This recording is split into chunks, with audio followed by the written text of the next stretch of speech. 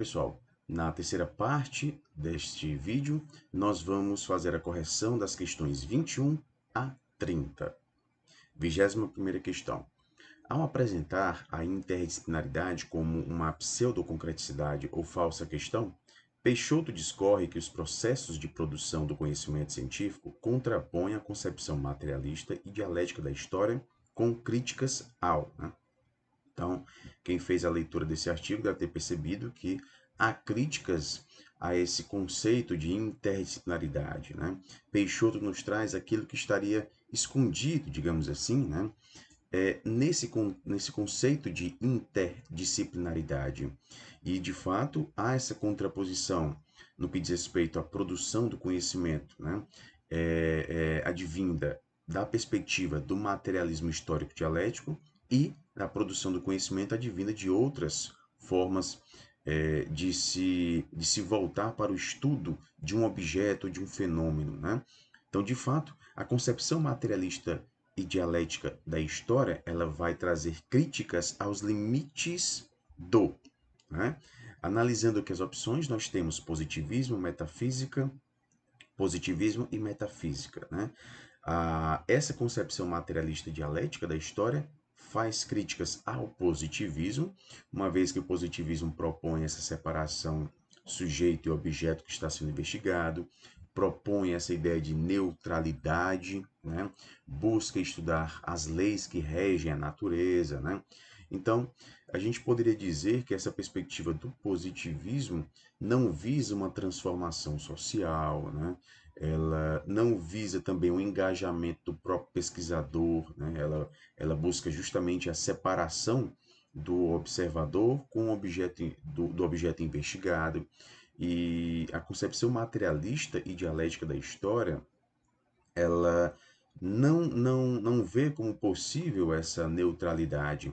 A objetividade, sim, né? A objetividade ela é possível no âmbito da investigação científica, mas a neutralidade, não. Então, a gente pode citar aqui esses aspectos, dentre muitos outros, né? Que o materialismo histórico, o materialismo dialético e histórico, né? Traz em relação ao positivismo. Então, a gente tem sim essas críticas, né? Então, nós já poderíamos sinalizar aqui as opções A, C, né? Que trazem positivismo. Então, a gente ficaria entre a opção A e a opção C, né? A concepção materialista e dialética da história, ela não traz críticas à ontologia, né?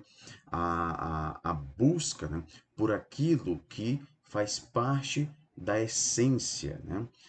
No caso, a ontologia do homem, né, do ser social, como a gente vê nos livros de Lukács, né? Então, ela não traz essa contraposição ao estudo daquilo que compõe a essência de um objeto, de um fenômeno, né? Então, o materialismo histórico dialético não traz críticas aos limites da ontologia. Então, já não seria a opção A, né? Traz críticas aos limites da fenomenologia, ok? Porque a perspectiva da fenomenologia busca estudar, obviamente, os fenômenos, né? No entanto, ela não traz consigo essa ideia revolucionária, essa ideia de estudar um fenômeno para que haja mudanças, né? Estudar um fenômeno na perspectiva de mudança, de transformação. Se limitar ao âmbito fenomênico é se limitar àquilo que está na superficialidade, tá bom? E o materialismo histórico dialético, além de adicionar uma perspectiva histórica, né? Ou seja, analisar um objeto tomando por base, levando-se em consideração a presença desse objeto em uma continuidade histórica, né? Também como sendo o resultado de um processo histórico, isso se contrapõe à perspectiva da fenomenologia, tá bom? Então, o que nós vamos ter basicamente aqui, né? A alternativa que vai preencher corretamente as lacunas do texto é a opção C. Há críticas aos limites do positivismo e da fenomenologia. Ok, pessoal? Opção C de casa. 22ª questão. No artigo de Galeazzi e Souza é abordado parte de um estudo acerca da compreensão sobre a categorização na análise textual discursiva. Os autores tratam da dialética, uma das categorias finais emergentes sobre a categoria da análise textual discursiva. Sobre os aspectos que envolvem a análise textual discursiva e suas interfaces com a dialética, conforme a visão de Galeazzi e Souza, analise as afirmações que seguem.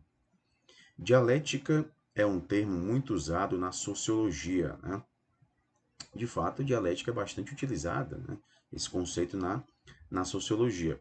Vocês vão perceber que lá no texto, né, no artigo, dialética é um termo muito usado na filosofia, né? Mas também é utilizado na sociologia, tá bom? Então aqui já ainda não estaria equivocada essa afirmação. E significa genericamente concordância. Não, pessoal, dialética significa de forma genérica a discordância, né? A aproximação originada pela associação de fenômenos empíricos ou princípios teóricos. Então, a afirmativa 1 está falsa, porque na verdade traz a ideia de discordância, né? De embate, né? Afirmativa 2. Na análise textual discursiva, as unidades de análise são, na maioria das vezes, identificadas em função de um sentido pertinente aos propósitos da pesquisa. Na verdade, não é na maioria das vezes, é sempre. Né? As unidades de análise sempre são identificadas em função de um sentido que é importante, que diz respeito aos propósitos da pesquisa. Né? Não é na maioria das vezes. Então, se você coloca na maioria das vezes, então haverá vezes, né? Haverá situações nas quais, né, as unidades de análise não seriam não seriam pertinentes aos propósitos da pesquisa, né? Não, sempre devem ser pertinentes aos propósitos da pesquisa, tá bom?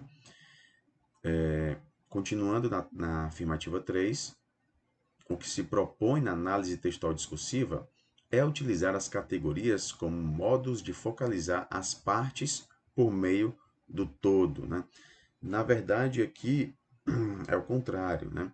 Focalizar o todo por meio das partes. As categorias, elas vão nos trazer as partes, né? E a análise dessas partes, as análises dessas categorias é que vão nos proporcionar o conhecimento do todo, né? Então, na verdade, é focalizar o todo por meio das partes, né? As unidades de análise que, por sua vez, por possuírem características semelhantes, vão compor determinadas categorias, né? Então, a gente se depara com as unidades, categorias, até chegar no todo. Então, as partes para compreender o todo. Foca-se no todo por meio das partes, né? Cada categoria constitui uma perspectiva similar de exame, na verdade, cada categoria constitui uma perspectiva diferente, né, de exame de um fenômeno, ainda que se possa examiná-lo de uma forma específica. Na verdade, analisá-lo de uma forma holística, de uma forma ampla, né? Vendo aqui a perspectiva da totalidade, tá bom? Então a afirmativa 3 está errada. Na afirmativa 4, toda análise, pela análise textual discursiva, é um movimento recursivo de separar e reunir. Então, de fato, na análise textual discursiva, a gente tem essa separação, a fragmentação. Né? A fragmentação diz respeito justamente à unitarização. Né? Você quebrar um texto, por exemplo, em partes. Né? Você vai unitarizar, vai fragmentar. É como se você estivesse desorganizando esse texto. Ele está ali organizado, você vai desorganizar, vai fragmentar, cortar em partes, né? Então você vai separar. Depois de separar, você vai unir essas partes, no caso aqui, em categorias, né?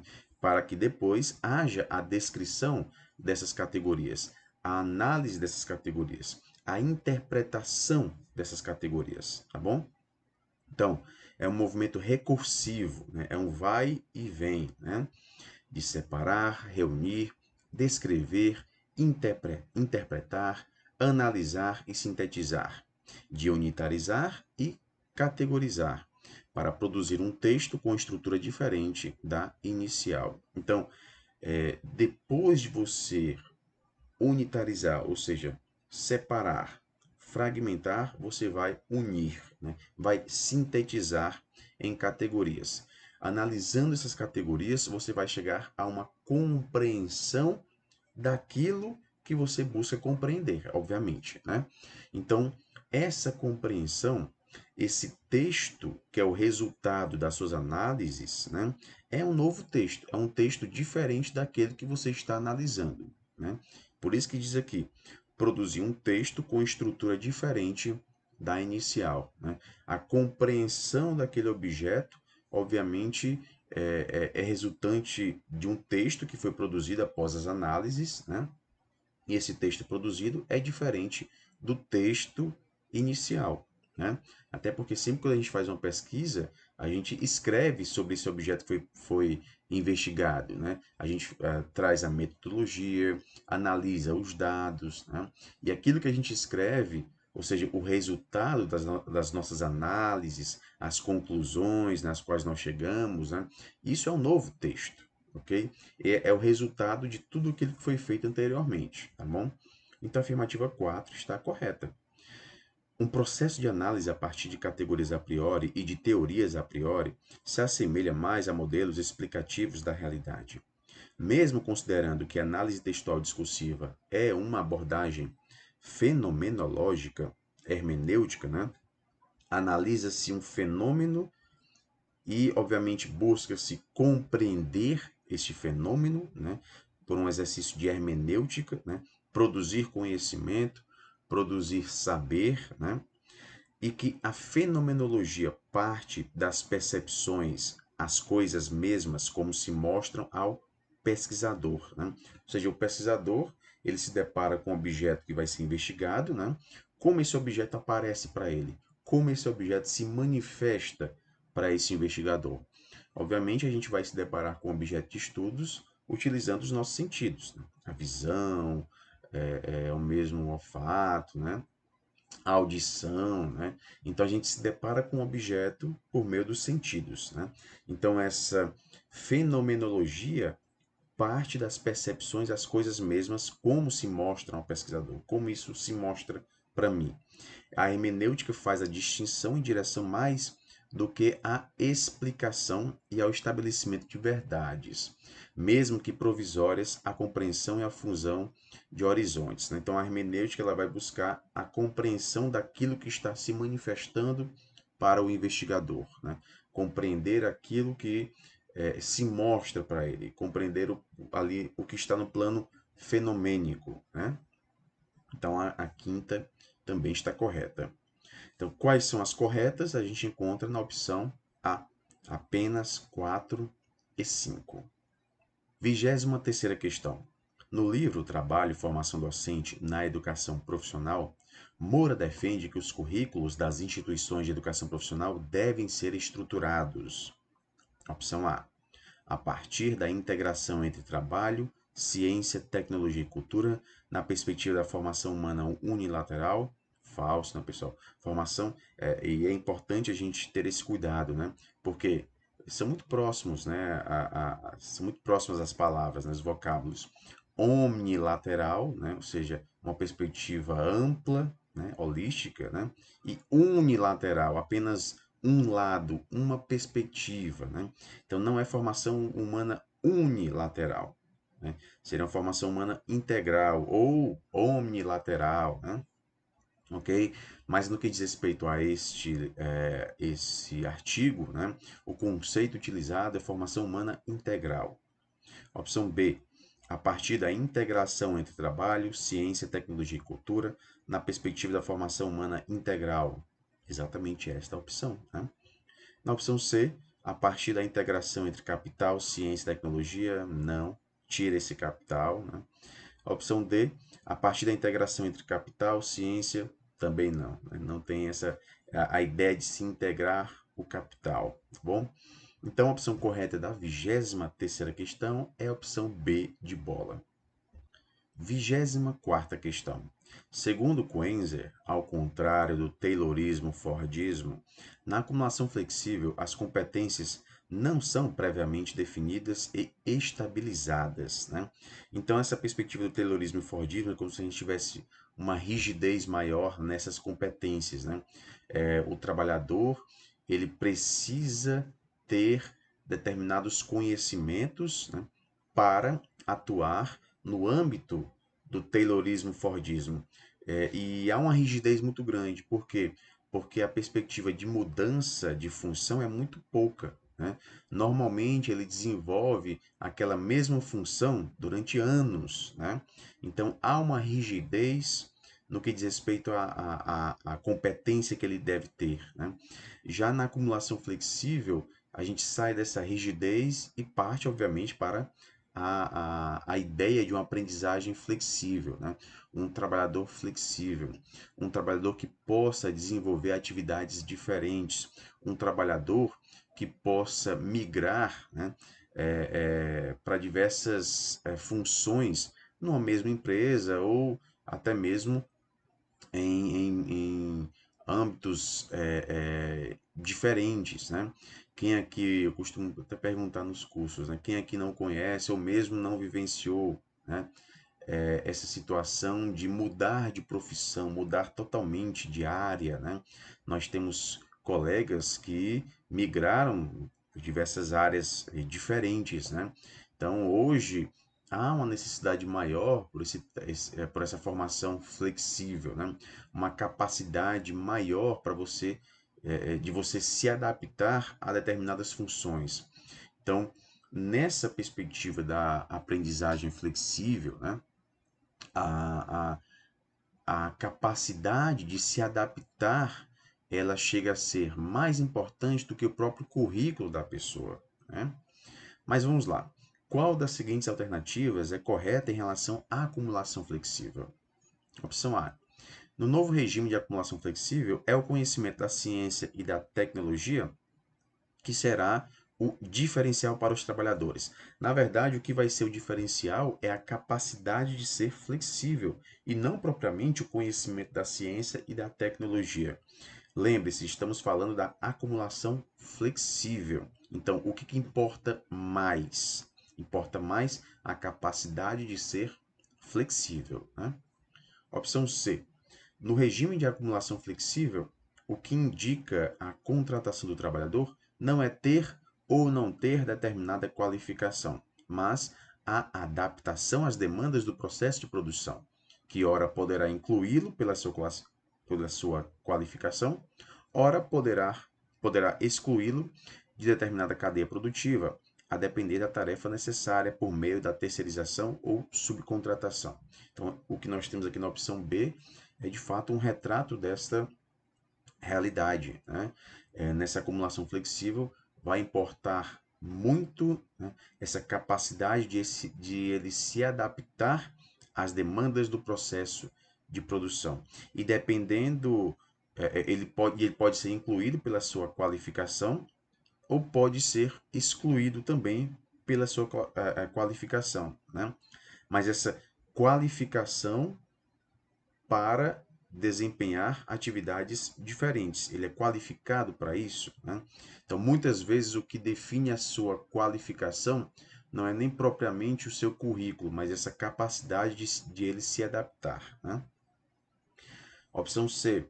Na passagem do regime de acumulação rígida, Fordismo e Taylorismo, para o regime de acumulação flexível, a dualidade está sendo minimizada pela proposta de ampliação da formação escolar no domínio no mínimo, a educação básica a todos os trabalhadores, sendo que na dinâmica do processo produtivo haverá a integração entre teoria e prática, resgatando a unidade rompida.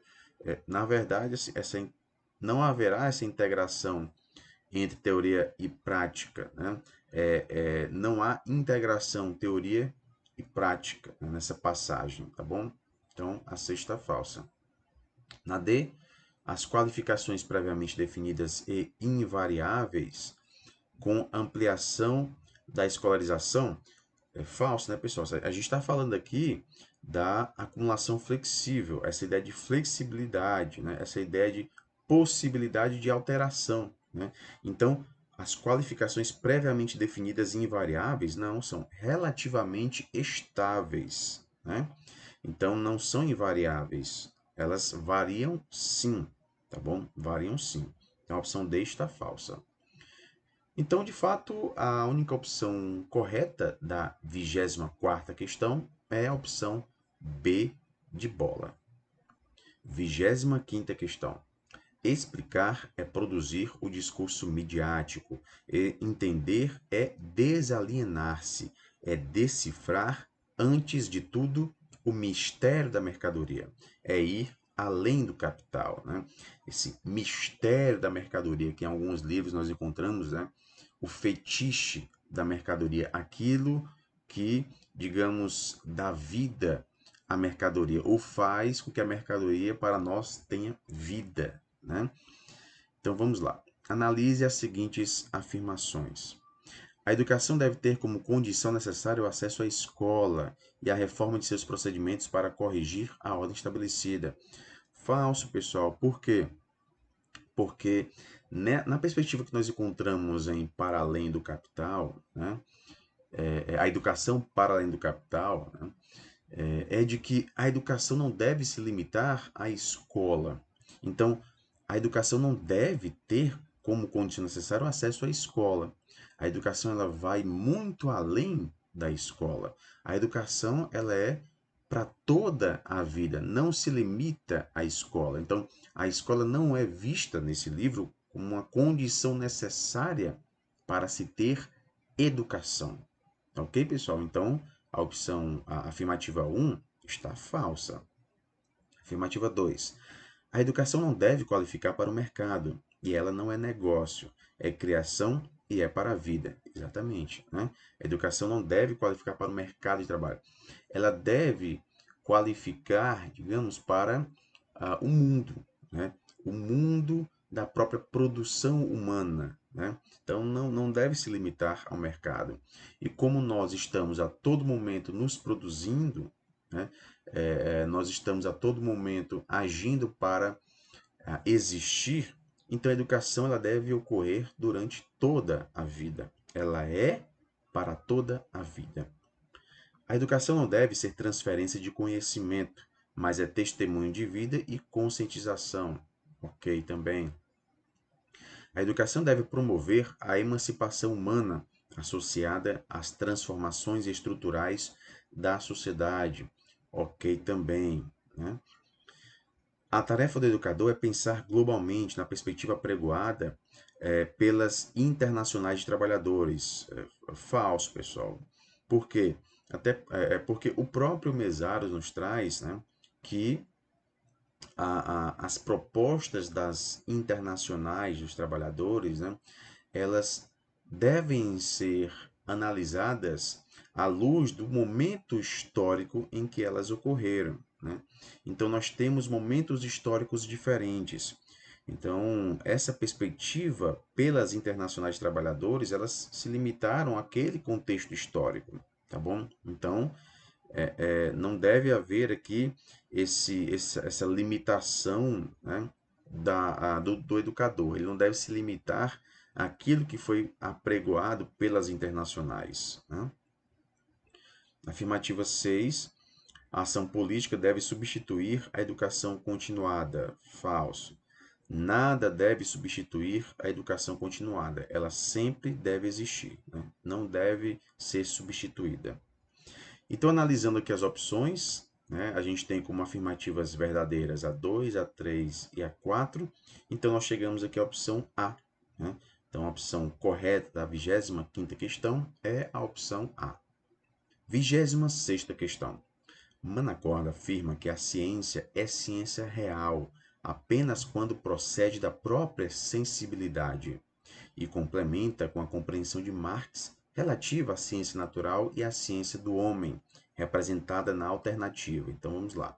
A compreensão de Marx, no que diz respeito à ciência natural e à ciência do homem. Então vamos lá. Opção A. A própria história é uma parte exclusiva da história natural. a ciência natural e incluirá a ciência do homem, e haverá mais que uma ciência. Falso, né? Não haverá mais que uma ciência, haverá apenas uma ciência, né? Opção B.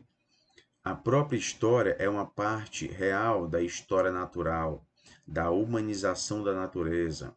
A ciência natural incluirá um dia a ciência do homem, como a ciência do homem incluirá a ciência natural. Haverá mais que uma ciência? Não, não haverá mais que uma ciência. A proposta história, a própria história é uma parte real da história natural, da humanização da natureza, né? Até aqui tudo bem, né? A ciência natural incluirá um dia a ciência do homem, mas a ciência do homem não incluirá a ciência natural. Falso, né? Ela vai incluir sim a ciência natural. E a opção D, a própria história é uma parte real da história natural, da humanização da natureza. A ciência natural incluirá um dia a ciência do homem, como a ciência do homem incluirá a ciência natural. Não haverá mais que uma ciência, ou seja, o que a gente vai ter é apenas uma ciência, né? Com a ciência do homem e a ciência da natureza, né? A ciência natural. Então não haverá ciências, haverá uma única ciência, né? Então, a opção correta, né, da 26ª questão é a opção D de dado. 27ª questão. Algumas contribuições do materialismo histórico dialético para as pesquisas em mestrados profissionais na área de ensino de humanidades foram apresentadas por Leite. A autora evidencia os pressupostos do materialismo histórico dialético, estabelecendo diálogo entre esse método e os pressupostos das pesquisas aplicadas, em especial aquelas de cunho participativo, né, as pesquisas participativas, né, como, por exemplo, a observação participante. Né.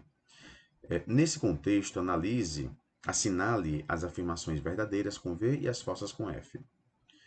Como forma de contribuir para a análise crítica do atual quadro histórico, social, político e econômico, o materialismo histórico dialético pode fomentar reflexões acerca da realidade e, em especial, colaborar com o modo de conduzir pesquisas no campo da educação realizadas em âmbito estrito sensu. Pesquisas em âmbito estrito sensu, como se fossem pesquisas em mestrados, em doutorados, né? E de modo específico, nos mestrados profissionais na área de ensino. Então, no âmbito estrito sensu, mestrado, doutorado. E mais específica ainda, né, dos mestrados profissionais. A afirmativa 1 aqui está verdadeira. O materialismo histórico dialético é uma concepção, um modelo de interpretação e de ação no mundo desvinculado conscientemente da praxis revolucionária. Que é isso, pessoal? Falso, né? Ele é vinculado, sim, à praxis revolucionária. Então, já está falso. Os programas de mestrado profissional são destinados a um público interno à academia, público externo à academia, né? Então, está falso. A criação dos mestrados profissionais possui influência internacional, correto, né? E aproxima-se da estrutura norte-americana de pós-graduação, que visa a aplicação e a extensão de conhecimentos a finalidades profissionais ou vocacionais. Ok, né? De fato, a gente tem, na perspectiva dos mestrados profissionais, essa aplicação muito mais visível, muito mais forte do que o que nós encontramos em mestrados acadêmicos, né? E nós temos muitos outros mestrados, como, por exemplo, o Prof. Letras, mestrado profissional em ensino de língua portuguesa, Prof. Mate, da matemática, Prof. História, Prof. Bio, Prof. Sócio, né? Então, nós temos, nesses mestrados profissionais, sempre um olhar voltado para a aplicação da pesquisa que está sendo feita. E, normalmente, essa aplicação ela vai ocorrer no âmbito educacional, né? Ela vai se refletir em sala de aula, tá bom? Então, essa afirmativa está verdadeira. São diversos os escritos de Marx que dizem respeito diretamente aos pressupostos do materialismo histórico dialético. o sociólogo alemão se dedicou demasiadamente a essa delimitação, principalmente pelo fato de estar convencido que era mais urgente empregar seu método científico-filosófico na análise e compreensão da estrutura do capitalismo. Falso, pessoal. Por quê? Porque, na verdade, ele não se dedicou muito, né, a delimitar os pressupostos do materialismo histórico dialético. Estudar o materialismo histórico dialético, na perspectiva, obviamente, de Marx, é fazer a leitura de diversos textos dele, né, de livros. Né? Por quê? Porque ele não produziu um livro exclusivo para isso. Né? Então, é até um pouco complicado, né, de a gente chegar a esses pressupostos, porque ele não se limitou, né, ele não se dedicou a trazer isso de forma clara, sintetizada em um texto. Nós encontramos isso diluído em vários textos dele, tá bom? Então, essa afirmativa está falsa. Ele não se dedicou muito a fazer a delimitação dos pressupostos do materialismo histórico dialético. Mas ele estava convencido de que era muito importante empregar este método na análise e compreensão da estrutura do capitalismo. Tá bom, pessoal? Então, essa afirmativa ela está falsa, ok? Então, seguindo aqui a ordem, né, nós temos verdadeiro, falso, falso, verdadeiro e falso. Sendo que a opção que nos traz a sequência correta é a opção C de casa. 28ª questão. Ramos aborda as principais etapas e características da história e da política da educação profissional no Brasil, demonstrando as disputas e tendências complexas da política de educação profissional ao longo da história do país. Qual das seguintes alternativas indica corretamente a fase histórica e suas características? Então vamos lá. Opção A. Primeira década do século XXI, estabeleceu organicidade em cada segmento profissional, comércio, indústria, agrícola e normal, conservou a dualidade, sustentando estruturas paralelas, independentes e restringindo o acesso dos egressos dos cursos técnicos aos cursos superiores. Na verdade, essa organicidade em cada segmento profissional não foi estabelecida na primeira década do século XXI. Né? Ela foi estabelecida ali com a Lei Orgânica do Ensino Secundário de 1942, tá bom? Por isso durante o Estado Novo, na gestão do ministro Capanema, acentuando a tradição de ensino secundário acadêmico, propedêutico e aristocrático, ou seja, o ensino voltado, né, para preparar os jovens para os estudos posteriores, para o ensino superior, tá bom? Opção B. Período imperial. Educação profissional fundamentada na pedagogia das competências. Promoveu a separação do ensino médio e da educação profissional, desorganizando o ensino técnico com a estruturação curricular independente do ensino médio. Falso, pessoal. Na verdade, não foi no período imperial, foi bem mais recente, né? E isso a gente vê muito nos textos, né? Aquele famoso decreto 2208/97, que restaurou os princípios dessa separação curricular do ensino médio com o ensino técnico, tá bom? Então, a opção B está falsa. Opção C, período de 1980 a 1990, educação profissional de cunho assistencialista. Falso, isso já é bem anterior, né? Isso já tem mais de 100 anos, né? Com o objetivo de amparar os órfãos e os demais desvalidos da sorte, ou seja, de atender aqueles que não tinham condições sociais satisfatórias, para que não continuassem a praticar ações que estavam na contraordem dos bons costumes. Falso, né, pessoal? Na verdade, isso remonta, né, ao início do século XIX e não ao período de 1980 a 1990. Opção D, período de 1970, a reforma do ensino secundário tornou compulsória a profissionalização em todo o ensino de segundo grau, concebeu um vínculo linear entre educação e produção capitalista. ok, né? A gente vai ter ali em 1971 justamente essa reforma, né? Tornando compulsória a profissionalização em todo o ensino de segundo grau, tá bom? Então, a opção correta da 28ª questão é a opção D de dado. 29ª questão.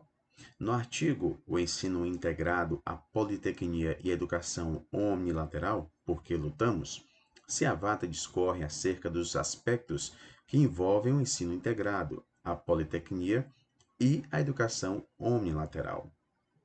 Assinale a alternativa que expressa corretamente o pensamento da autora sobre esses conceitos, né? Sobre os conceitos de ensino integrado, politecnia e educação omnilateral. Opção A. Assim concebido, como alegam seus críticos, o ensino médio integrado condiz com as determinações da Lei 9.610/98, ora revogada, que instituiu a profissionalização compulsória do ensino de segundo grau. Falso. Se a gente fizer referência justamente à questão anterior, a gente viu que isso remonta à década de 70, né? E não aqui à década de 90, tá bom? Então já está falsa a opção B. A educação integral exige necessariamente que o ensino médio seja oferecido na forma integrada à educação profissional. Falso, pessoal. O que nós vamos ter é mais do que uma mera integração, né? É uma articulação, tá bom? Então a opção B está falsa. Não se trata somente de integrar um a outro, como nós podemos ver no texto, mas sim de se constituir o ensino médio como um processo formativo que integre as dimensões estruturantes da vida, trabalho, ciência e cultura, tá bom? Então, essa afirmativa está falsa. Na C, do ponto de vista do conceito, formação integrada significa mais do que uma forma de articulação entre ensino médio e educação profissional. Ela busca recuperar, no atual contexto histórico e sob uma específica de correlação de forças entre classes, a concepção de educação politécnica, de educação omnilateral e de escola unitária, que esteve na disputa por uma nova LDB na década de 80 e que foi perdida na aprovação da Lei 9.394/96, né, a LDB. Está correta essa opção C. Opção D. Não apenas a politecnia, mas toda a vida social e o trabalho têm uma articulação diferente com a vida dos indivíduos em uma sociedade que revolucionou as relações sociais de produção, mas tendo um projeto diferente de sociedade e de formação humana, a relação trabalho-educação ganha um significado diverso das sociedades socialistas. Aqui está quase correta, né? Essa afirmativa, porque na verdade o que a Seavata está nos trazendo, né, é uma educação, né, diferente daquela que nós temos em uma sociedade, por exemplo, um modo de produção capitalista. Então, comparando com essa sociedade, né, comparando com a educação que ocorre no modo de produção capitalista, aqui nessa perspectiva da a educação omnilateral, né, do ensino integrado, da politecnia, a coisa é diferente. Né? Aqui, não apenas a politecnia, mas toda a vida social e trabalho tem uma articulação diferente com a vida dos indivíduos. Diferente de quê? Diferente daquela que ocorre em uma sociedade capitalista. O problema aqui é que nós temos não apenas a politecnia, na verdade, não apenas a educação, mas toda a vida social e o trabalho tem uma articulação diferente com a vida dos indivíduos em uma sociedade que revolucionou as relações sociais de produção. Né? Então, em uma sociedade que revolucionou as relações sociais de produção, a articulação é diferente entre a educação e a vida social dos indivíduos. Né? Então, quando há essa revolução, né, há essa diferença. No entanto, o início da opção D nós temos, no início da opção D nós temos não apenas a politecnia, mas toda a vida social e trabalho. Não, né? Nessa sociedade que revolucionou as relações sociais de produção, a politecnia não tem uma articulação diferente com a vida dos indivíduos. Né? Há essa articulação, ela não é diferente. Né? Então, o que vai mudar aqui na opção D, o que vai tornar essa opção falsa essa palavrinha politecnia, né? Deveria ser substituída por educação, né? Então, essa opção D está falsa. Portanto, a opção correta da 29ª questão é a opção C de casa. 30ª questão. Apresentamos neste artigo, ainda decorrente da categorização sobre o termo categoria, o metatexto em que nos dedicamos ao fenômeno a dialética na categorização, né? Esse metatexto é o texto resultante das análises, né? Uma das categorias finais para compreendermos mais sobre a categoria na análise textual discursiva. Neste texto, pretendemos apresentar o exercício hermenêutico do movimento da palavra ao conceito na análise textual discursiva e, posteriormente, do conceito à palavra, né? Esse vai e vem, né? Então, pega-se a palavra que está ali no texto e chega-se ao conceito, né? O que aquela palavra diz, né? E depois, ao compreender o conceito dessa palavra, o movimento é inverso agora. Agora a gente vai partir esse conceito, parte desse conceito para chegar até a palavra. Então, vai para a escrita daquele conceito. Então, é esse vai e vem. Da palavra para o conceito e do conceito para a palavra, né? Este movimento é visto como um movimento dialético, né? O movimento da dialética, como categoria de análise textual discursiva, apresentado por Galeardi e Souza, pode ser percebido nos subtítulos apresentados no referido artigo. Analise alternativa que corresponde a esse movimento dialético apresentado pelos autores, né? Então, a alternativa que nos traz esse vai e vem, né? Opção A. Entre o perceber e o pensar, não. Entre o perceber e o pensar, não. Não há essa referência aqui no artigo, né? Não é um movimento dialético. Entre ordem e desordem, ok, né? Eu tenho uma ordem e eu vou desorganizar isso, né? No caso, seria a fragmentação, a unitarização, né? Então, de fato, entre a ordem e desordem. Entre teoria dada, ou seja, você parte de uma teoria, e a fusão de horizontes e as possibilidades que vão surgindo durante a própria pesquisa, né?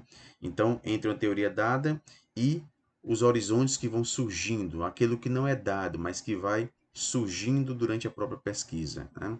Correto, né? Entre processos dedutivos e indutivos, né? Partindo do geral para o específico e do específico para o geral, né?